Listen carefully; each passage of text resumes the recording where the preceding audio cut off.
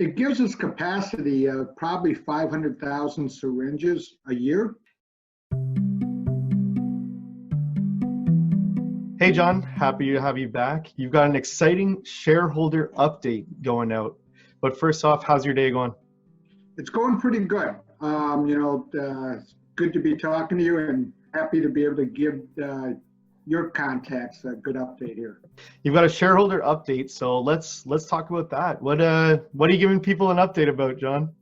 So basically, we're talking to the shareholders, or actually stakeholders, that we're going through this phase of the corona lockdown. We anticipate having the governor lift the lockdown soon, and once that's lifted, we'll be able to coordinate and start bringing in the components we need into our new facility, and most likely start production or pre-commercial production in early July. And the reason we call that pre-commercial production is you need to do 3 production runs that get validated and tested to meet the good manufacturing practice, certified good manufacturing practice requirements. We definitely want to meet that and then follow up. We're also in the process, and our board of directors, our comp committee and so on, have been interviewing potential sales and marketing director for the company. We have narrowed the scope down to a very small list, which is very good. So we're excited to get that completed probably in the next 60 days to be able to announce a new sales and marketing director, maybe a little longer. It just depends how long this lockdown. It's a lot of it is a moving target, but we're feeling we're closer to the end of the lockdown than the middle, so which is a good thing. Also, we looking forward to having that director take the company forward from the standpoint of attending all these trade shows, so I don't have to. It does wear, I don't know if I'm getting old or what, but it does wear on you when you have to stand for 3 days. I get sore knees, and I've been noticing that at the last show. So I still enjoy the shows. I may go and do 1 or 2 days, but not all 3. Oh, that's awesome. It makes a lot of, I mean, standing, like we mentioned, standing in one spot is not comfortable, no matter the shoes you're wearing and how old you are. But let's talk, I guess, the exciting points that I pulled out. We'll go one by one. So your facility's done, you're ready to go. Do you want to mention anything about that? Sure. It gives us capacity of probably 500,000 syringes a year. Obviously, if we add a second shift, that will expand, but it won't go 2x. It just doesn't work that way. But it will expand more. But if the demand required, it won't take us long to create another clean room type facility and add the various chemical hoods and so on. That's probably a 4-month process or 5 months at most. So if demand gets to that level where we got to expand, we're certainly ready to expand. Yeah, no, awesome. And so you said you're hoping for mid-July, early to mid-July, just based on, Corona lockdown stuff.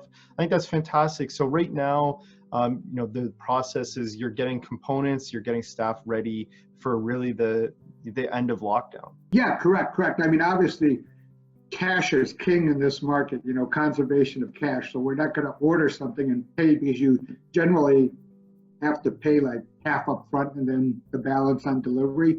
And some of the vendors, we have terms because we've been dealing with them, but you got to conserve cash. That's the number one thing right now. Yeah, no, it's extremely true, and it makes sense. Wait until obviously you're getting the orders. Wait until you're ready to ramp things up, and you might as well wait until lockdown stuff's done. So it makes sense. 500K, syringes. That's a lot. That's fantastic.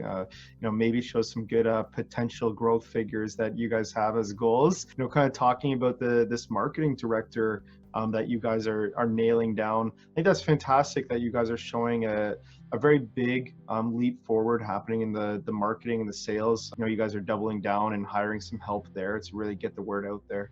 Yeah, that's one of the areas. If you look at the management team, even though like our chairman, Greg Cash, was sales and marketing at major medical device companies, we don't have a direct in-house person, and Greg's going to help in any way he can, but he's not going to jump into the field and do the road shows in terms of going to the conferences. So we do need a director for that. We also need that person to be in-house where they can talk to various vets to do what we call wet labs. It's a demonstration of how to do the injection. And you can also get certified where when vets follow you on the injections, they get medical credit for it because they have to do continuing medical education type credits.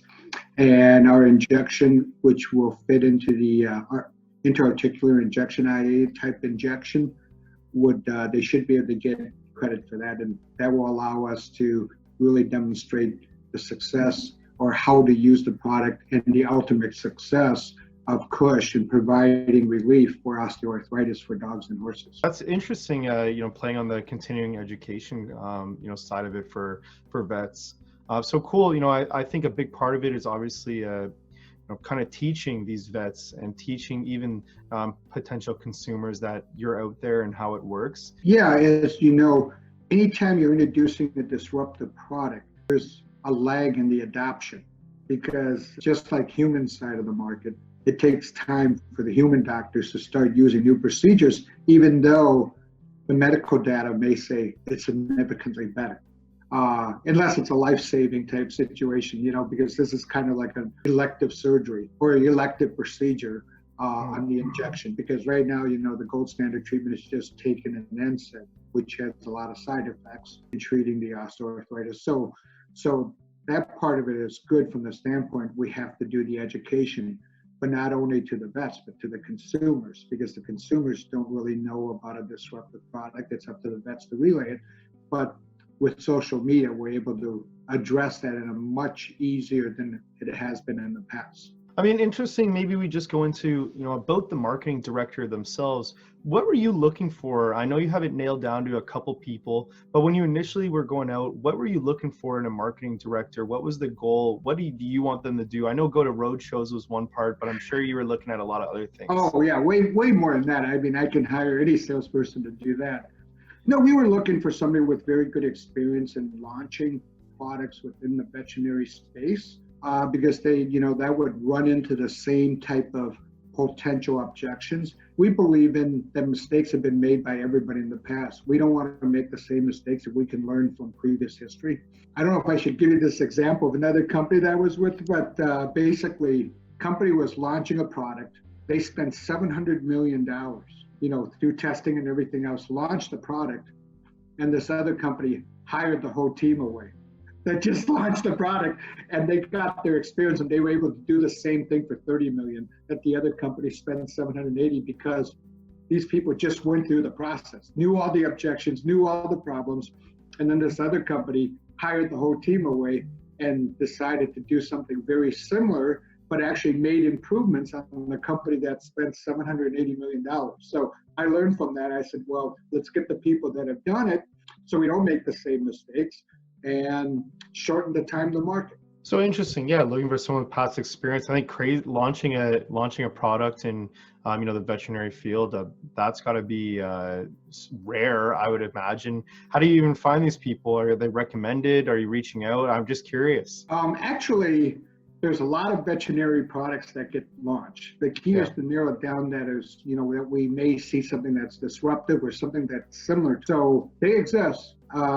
Every company has multiple product experts that deal with them in launching products. And there's also a lot of outside consulting groups that do this, in terms of helping the company brand the product, helping the company, distinguish the advantages and, work through the whole process. Those people are available. And given the changing, believe it or not, of the commission structures within the veterinary distribution company, a lot of those people are looking to make a change. Interesting. Well, I think that was cool. A little behind the scenes on what you're looking for in this role, so that people can, obviously see what's going to be coming. Is there anything else you want to say in terms of shareholder update stuff?